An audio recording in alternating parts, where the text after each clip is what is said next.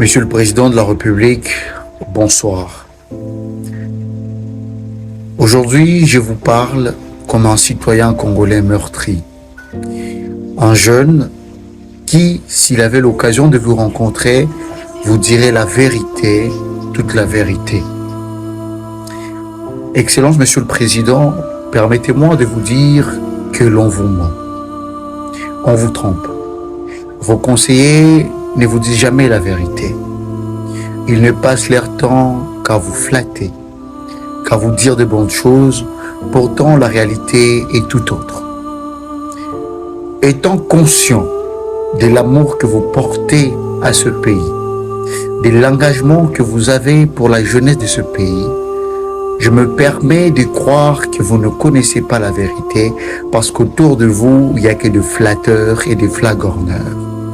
Alors, Monsieur le Président, permettez-moi de vous dire la vérité. Monsieur le Président, nous souffrons. Nous souffrons du matin au soir. Nous souffrons à chaque pas que nous faisons. On a commencé les études et ça a été difficile de payer le frais parce que nos parents n'ont pas de salaire. Nous qui sommes fils des fonctionnaires de l'État, Monsieur le Président, nos parents n'ont pas de salaire. Et les rares fois où ils sont payés, c'est des salaires minimes qui ne nous permettent pas d'étudier. Je suis un fils d'un militaire. Monsieur le Président, difficilement on a étudié et quand on a fini les études, Monsieur le Président, on n'a pas eu de boulot parce que les agences de l'État n'ont jamais fait d'appel d'offres.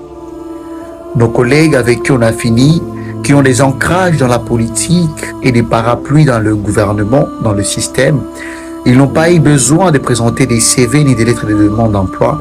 Ils ont été directement embauchés parce qu'ils sont fils d'eux.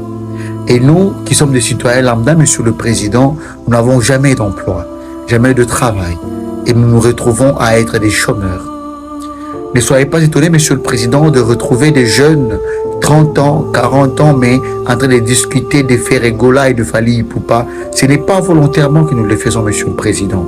C'est parce que nous n'avons pas d'emploi, nous n'avons pas d'occupation. Monsieur le Président, si aujourd'hui certains d'entre nous sont devenus Kuluna, ce n'est pas parce qu'ils le veulent. C'est justement parce que pour subvenir à leurs besoins, ils n'ont d'autre choix que d'extorquer d'autres paisibles citoyens, les citoyens lambda. Aujourd'hui, je vous parle, Monsieur le Président, avec mon cœur. Et mon souhait est que vous entendiez ce cri. Je vous demande, peuple congolais, de partager ce message jusqu'au chef de l'État afin qu'il écoute, parce que je sais combien il est passionné par ce pays et je sais qu'il est dévoué pour ce pays. Seulement, il est entouré de personnes qui ne veulent jamais lui faire entendre raison, qui ne font que le flatter. Monsieur le Président, les femmes souffrent. À l'Est, chaque jour, des jeunes sont tués. Des femmes sont violées. Et ce n'est pas que c'est banal, ce n'est pas des cas isolés. C'est la règle. Ils sont violés, ils sont volés, ils sont tués.